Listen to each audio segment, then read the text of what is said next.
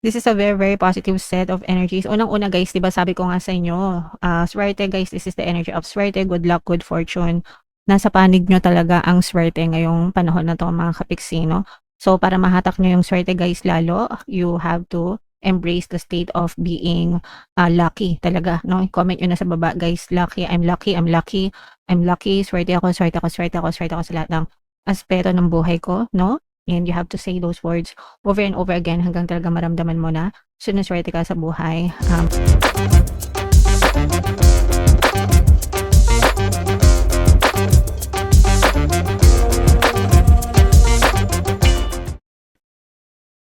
Hello guys, hello Libra, welcome back to Pinoy Pixie Tarot. Ang pamagat ng episode natin for tonight is full moon kapalaran para ngayong August to September mga kapiksi para sa Libra, Sun, Moon, Rising sign. And Venus yung ating full moon guys ngayong August ay sa August 28. Wow, grabe. August 28 mga kapiksi. Tapos yung next na full moon naman natin ay sa September 26 guys. So ang reading na to ay para sa period na yan. And ang pamagat ng ating full moon ay Sturgeon moon. So napawaw agad ako mga kapiksi dahil ang inyong moon message is luck is on your side. Yeah, so nasa panig nyo ang swerte mga kapiksi, 'di ba? Unang-unang card pa lang, swerte na agad mga kapiksi. So i-claim nyo na agad 'yan and i-declare nyo na swerte kayo mga kapiksi, no? Ako guys, ever since na nag-declare ako na swerte ako, talagang ang dami kong experiences na nararanasan na talagang sinuswerte ako sa buhay, mga kapiksi. And the way I declare it guys is through affirmations. So ang sinasabi ko lang is swerte ako, swerte ako, swerte ako, swerte ako sa lahat ng aspeto ng buhay ko, and palagi ko yan sinishare sa inyo, mga kapiksi. Okay, so i-declare nyo yan guys, i-affirm nyo, swerte ako, swerte ako, swerte ako, swerte ako sa lahat ng aspeto ng buhay ko para talagang kahit anong mangyari, swerte kayo, guys. Okay? Attune to the moon, count your blessings, literally. Write them down or say them out loud. So, ito guys, naging practice ko rin ito na before, gumagawa ako ng gratitude journal, or meron akong gratitude journal. Guys, dun sa gratitude journal, sinusulat ko lahat ng magagandang bagay na nangyayari, and then you count it as blessings mga kapigsi. So for example, binigyan ka ng kapitbahay mo ng ulam, naka-discount ka sa ganito, nakalibre ka sa ganito, yung mga ganon-ganon, guys. So those are blessings, and even yung pagising mo sa umaga, humihinga ka pa, wala ka pang sakit, nakakabayad ka ng bills, 'di ba? Minsan kasi ginagawa natin siyang normal, but those are already blessings. Hindi natin siya kina-count as blessings kasi parang ni-normalize na natin. But if you will compare your life to other people na talagang gipit, 'di ba? Merong ibang tao sa mga malalayong probinsya, even food wala sila. Pambili ng pagkain wala sila. Pambili ng bigas wala sila. So if you compare yourself to those people, you are already blessed mga kapiksi. Kaya dapat nagpapasalamat kayo dun sa mga blessings na yon. And the more na ginagawa nyo yan, guys, the more na grateful kayo, the more na i-bless kayo mga kapiksi. Okay? Alright, additional meaning nitong card na to, you need to laugh more. Kapag ka tumatawa kayo guys, this is why gustong-gusto ko nanonood ng mga comedy variety actually. Favorite ko yung Running Man, every week nanonood. Every day ako nanonood ng Running Man, yung mga clips. Kapag tumawa kasi kayo guys, kapag naririnig nyo yung tawa nyo, nagre-release tayo ng dopamine, or na-heighten nyo yung dopamine sa ating katawan, which signals na masaya tayo. And kapag masaya tayo guys, no, mataas din yung vibration natin, and we also attract mga positive vibration sa buhay natin. So you need to laugh more guys. Hindi ako nanonood ng drama. Ayoko ng drama mga kapiksi, masakit sa dibdib, no?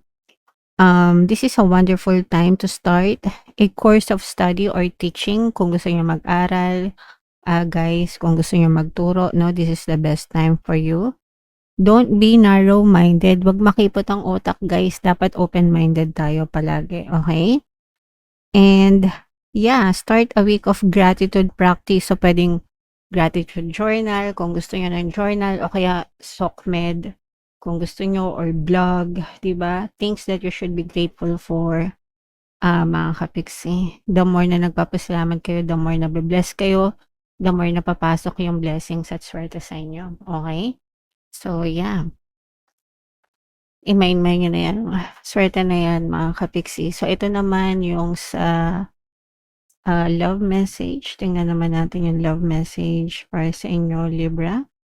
Keep the door open. Don't be so focused on a closed door that you don't see the ones which open for you. Ito guys, mas magre-resonate ito dun sa mga kapiksi natin na hindi pa makamove on sa mga ex nila, nag-aantay na bumalik, especially yung mga no contact, ghosted guys, kasi nahihirapan sila makamove on dahil ang katwiran nila is walang closure from their person. The fact na hindi nila kayo kino-contact guys, it's already a closure from their end. Ayaw na nila kayong kausapin, ayaw na nila kayong ma-contact, 'di ba? So bakit ka pa mag-aantay ng closure kung sa kanila mismo, kung sila mismo ayaw nang makipag-communicate sa'yo? So you declare your closure. Ikaw yung mag-declare ng closure mo para maka-move on ka, 'di ba? And ma-welcome mo yung tamang relationship, tamang tao na deserve mo sa buhay, okay? So wag kayo masyadong attached dun sa mga ex nyo, mga kapiksi, no? Sometimes sinasayang nyo na yung oras nyo, yung panahon nyo. Although wala namang masama, guys, kung gusto nyo pagpabalik, that's okay, that's fine. I don't see anything wrong with that. Pero minsan, kahit maling person na, 'di ba? You're too attached. So, isip-isip din mga kapatid. Okay? Alright, so yan yung inyong love message din. Pa-shuffle natin to, hanapin natin yung energy nyo at saka yung energy ng moon. Habang sinashuffle ko to guys, panoorin nyo muna yung video natin regarding sa ating paano mag-manifest ng abundance video course. Kapiksi, sawa ka na ba sa mga struggles at hirap sa buhay mo?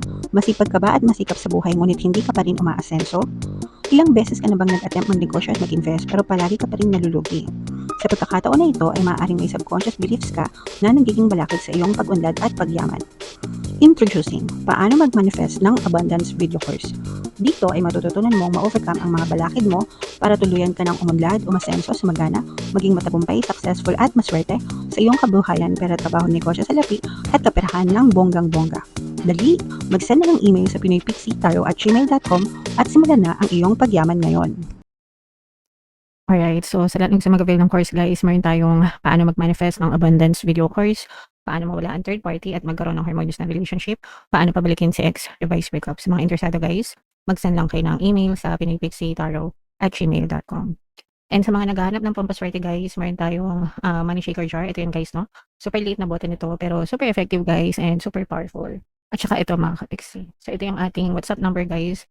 I-chat nyo lang ako dyan. Wow, so latag muna natin. Libra kayo ay na-represent ng Queen of Wands. Dito sa spread na to, ang fire sign ay na-represent ng Wands. Ito yung ating moon energy. So, guys, this is a very, very positive set of energies. Unang-una guys, diba sabi ko nga sa inyo, swerte guys, this is the energy of swerte, good luck, good fortune. Nasa panig nyo talaga ang swerte ngayong panahon na to mga kapiksi, no? So, para mahatak nyo yung swerte guys lalo, you have to embrace the state of being lucky talaga, no? Comment nyo na sa baba guys, lucky, I'm lucky, I'm lucky, I'm lucky, swerte ako, swerte ako, swerte ako, swerte ako sa lahat ng aspeto ng buhay ko, no? And you have to say those words over and over again hanggang talaga maramdaman mo na sinuswerte ka sa buhay, mga kapiksi. And bukod sa swerte guys, nasa inyo din yung energy ng blessings, pagpapala, kasaganaan. Actually, these are blessings in disguise, no?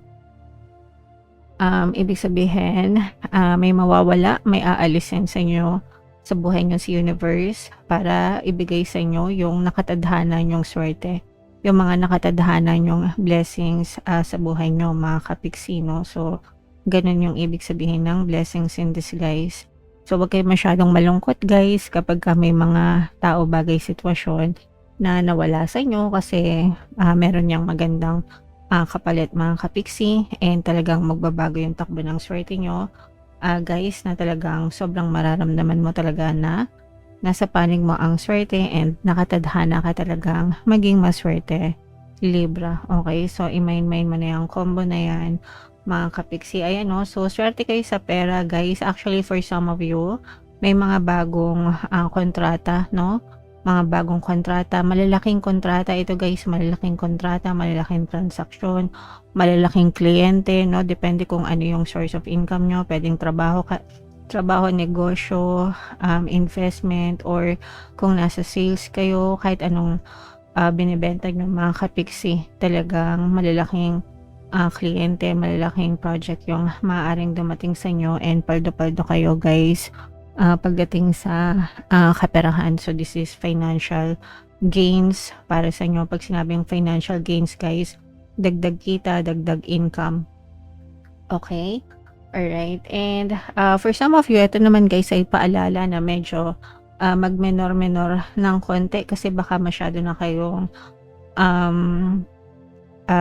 napapagod or lagare ba, no? Masyadong lagare sa buhay. Wala namang problema maging masipag guys kasi kahit ako masipag ako, no? Galit ako sa tamad. Ayoko ng tamad, mga kapiksi. Pero minsan, kailangan din natin magpahinga. Work-life balance guys, no? Para hindi rin kayo, para hindi rin makompromise yung inyong kalusugan, mga kapiksi. So, pahinga-pahinga din pag may time guys, okay?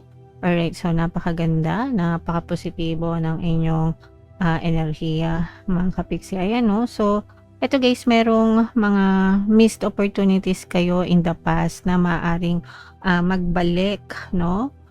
Ibig sabihin kung meron kayong mga pagsisisi dati, kung meron kayong mga opportunities na pinalampas, kakatok ulit yan, babalik ulit yan, mga kapiksi. This is more on money opportunities guys, no? Or whatever opportunities na pwedeng magdala sa inyo ng financial gains or dagdag kita guys, no?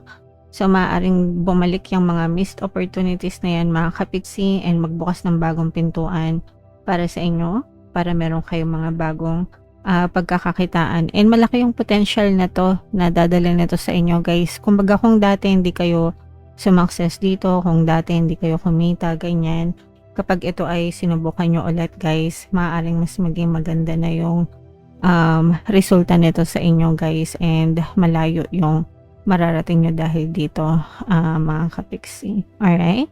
Okay, so napakaganda guys, i-mind nyo na tong mga swerte na to guys, no? At saka itong blessings na to, i-claim nyo na, i-mind nyo na sa comment section, and comment down below guys if naka-resonate kayo dyan. For more tarot readings, ito yung playlist nyo. Ito naman yung ating success stories ng paano mag-manifest ng abundance video course. Panoorin nyo itong video natin guys about money shaker jars. Thank you for liking, sharing, and subscribing. See you next time guys. I love you all. Have a nice day. Bye-bye.